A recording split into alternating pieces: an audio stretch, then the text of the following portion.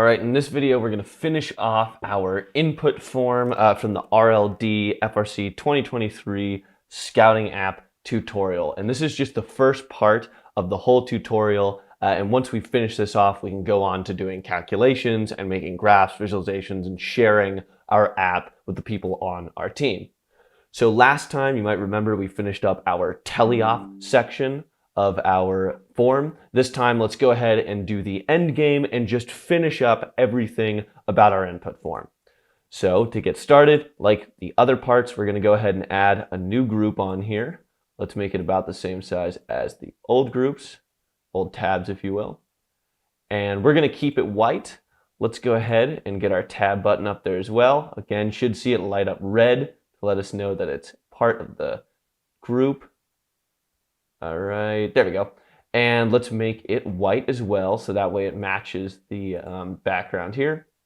And we're going to make the text black. Black text, lines and fill, we'll set that to white. Cool, and let's make it say end. So that way we know it's the end of the match. Okay, so let's get started with actually putting stuff on this group here. So the first thing that is probably the most important for the end of the match is where a robot ends up at the end of the match. Did they dock? Did they engage? Did they park? Etc. So let's do that first. And to stay consistent with my labeling everything as much as we can, I'm going to go ahead and put some text up here that'll say end game scoring. We'll make the text black. Go ahead and make it a little bigger. There we go. Okay.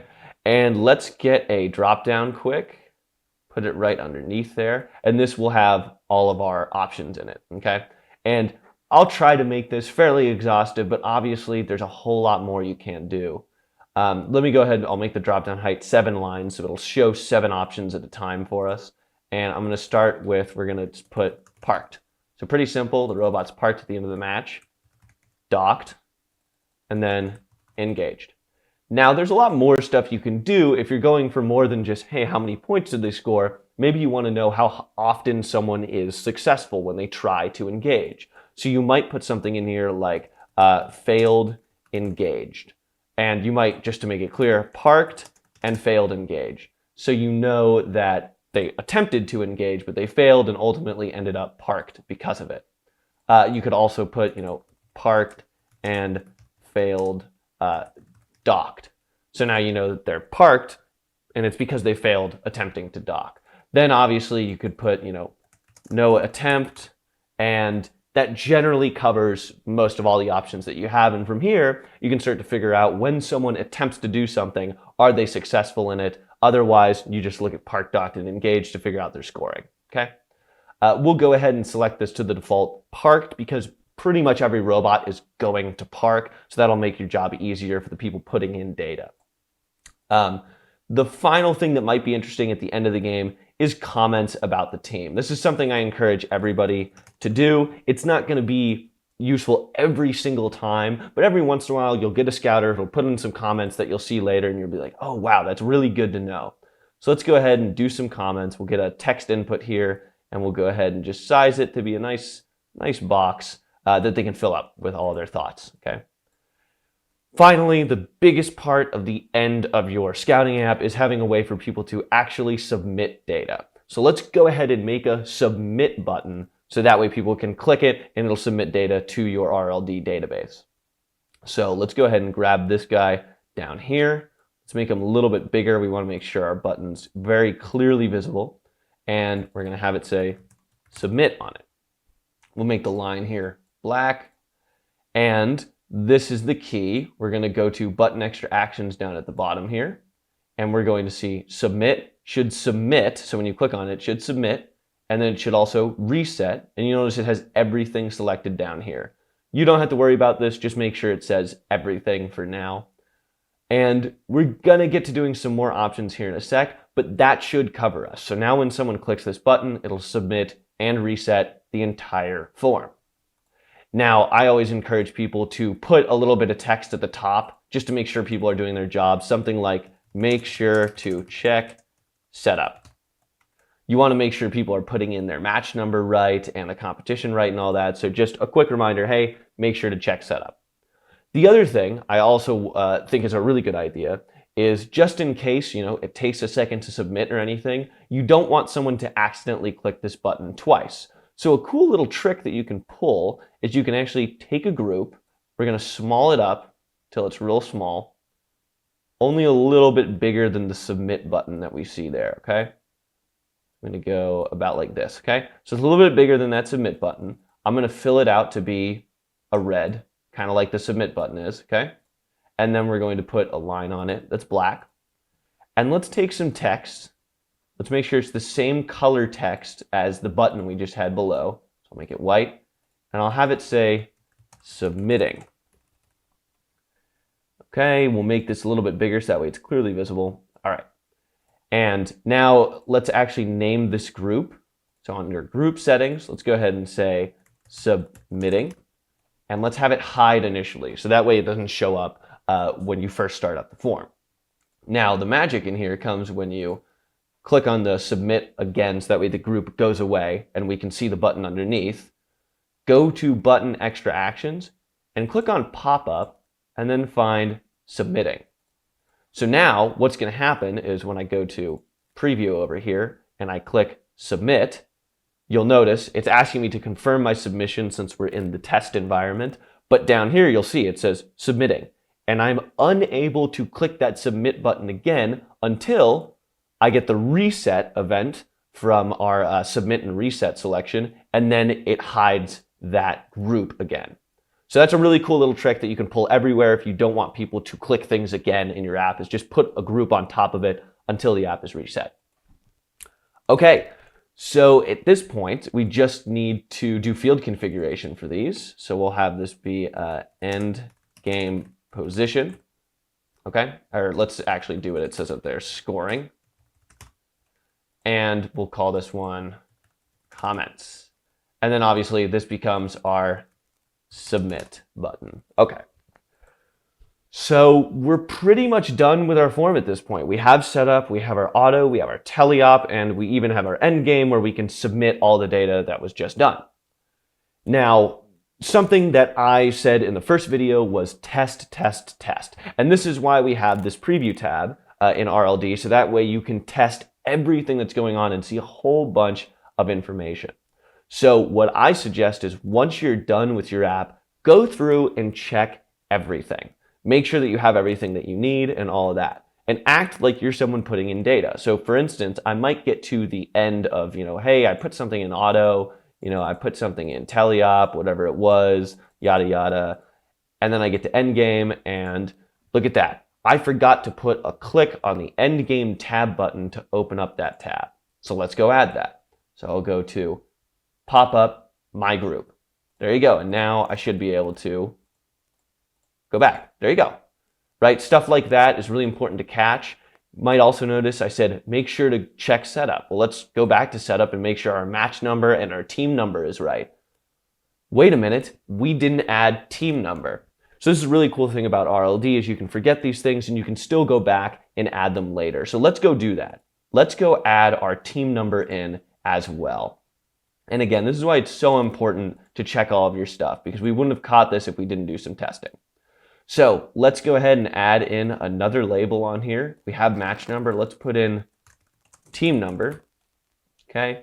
And we'll grab this guy who is also a number field, and let's name him team number. And that should be good. So now if we want to, we can go to preview and we can put in our team number as, 2468. There you go. Now, there's one cooler thing you could do, right? We could have this populate from the first database as well, just like we did with the competitions. So let's do that quick. So let's pull this down here because there's two other options we're going to have to let people choose. We need the color and the station of the team that they're tracking. And this is a great way to organize your scouters as well. So this is a really good way to get this done. So let's start by grabbing two labels and we'll have them say color and station. Start with this one. This one will be station. And this one will be color.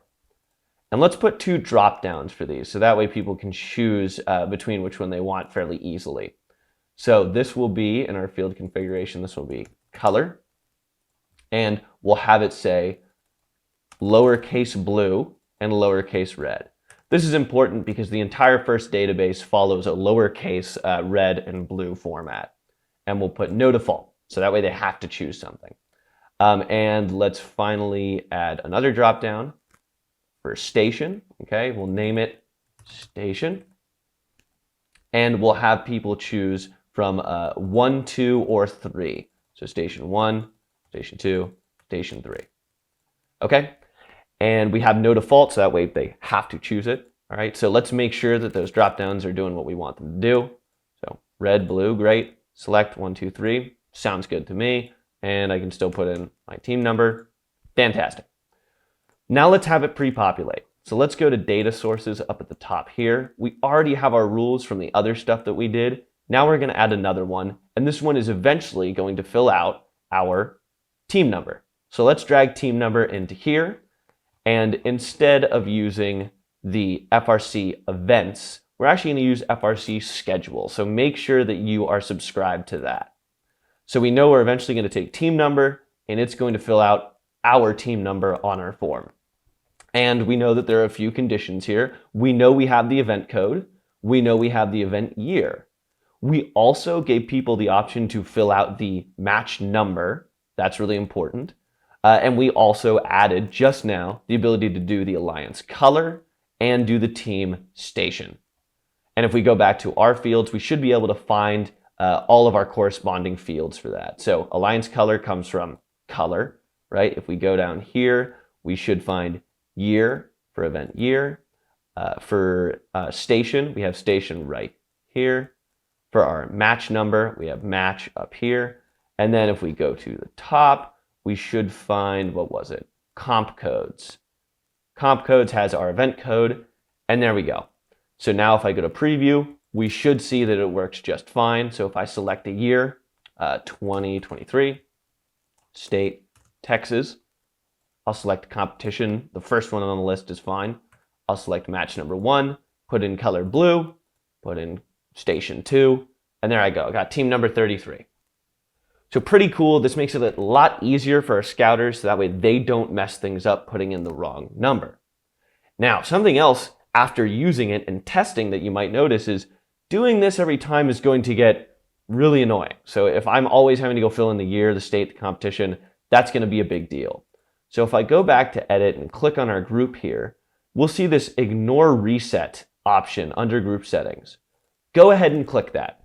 The whole idea with this is your users can fill out a year, a state, a competition, a color, a station, a match number, and it won't change every time they submit and reset the form. So now all they have to do when they come back to setup is just go change the match number, and then the team number will change automatically for them. If they happen to change what station and color they're scouting, they can still do that, but it'll make their life a whole lot easier.